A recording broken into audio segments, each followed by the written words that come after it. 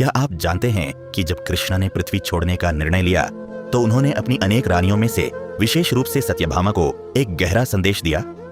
और क्या आप जानते हैं कि श्री कृष्ण के देह त्याग के बाद उनकी प्रिय रानियों के साथ ऐसा क्या हुआ कि सुनकर हृदय द्रवित हो उठता है?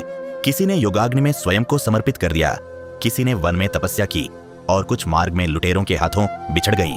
लेकिन सबसे बड़ा प्रश्न यह है, क्या भगवान सचमुच अपने भक्तों को छोड़कर चले जाते हैं? सत्यभामा कौन थी? सत्यभामा केवल श्री कृष्ण की एक रानी नहीं थी।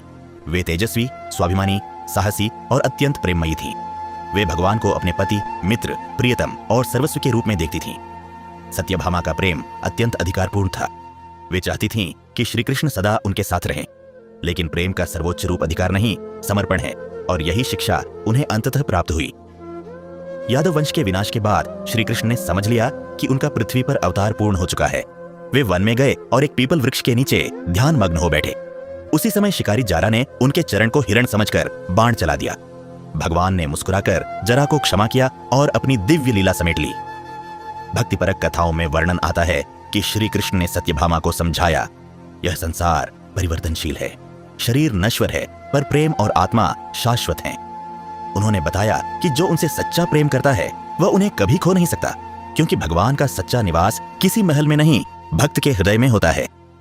श्री कृष्ण के प्रस्थान के बाद समुद्र ने द्वारका को अपने भीतर समा लिया। स्वर्णिम महल, भव्य द्वार और विराट नगरी देखते ही देखते लहरों में विलीन हो गई। यह दृश्य मानो संसार की नश्वरता का प्रत्यक्ष प्रमाण था। अर्जुना द्वारका पहुंचे और श्री कृष्ण की रानियों तथा परिवार को सुरक्षित लेकर निकल पड़े। मार्ग में आभीरों ने आक्रमण किया। अर्जुन ने गांधीव उठाया, पर उनके दिव्य अस्त्र पहले जैसे प्रभावी नहीं रहे।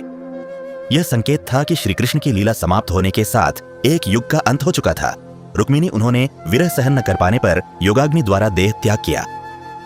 सत्यभामा लोक परंपराओं के अनुसार उन्होंने वैराग्य धारण किया और वन में तपस्या में लीन हो गईं।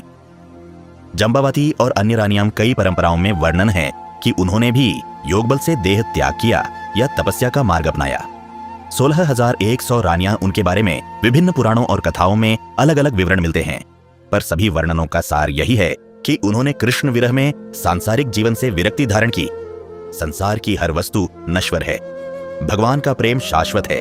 सच्चा भक्त भगवान को कभी खोता नहीं।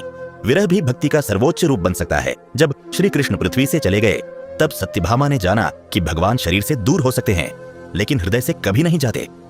जो कृष्ण को प्रेम करता है उसके लिए वियोग भी मिलन बन जाता है। यदि आपको यह कथा भावुक कर गई हो तो वीडियो को लाइक करें, शेयर करें और हमारे चैनल सत्यदर्शन 1998 को अवश्य सब्सक्राइब करें। राधे राधे। जय श्री कृष्ण।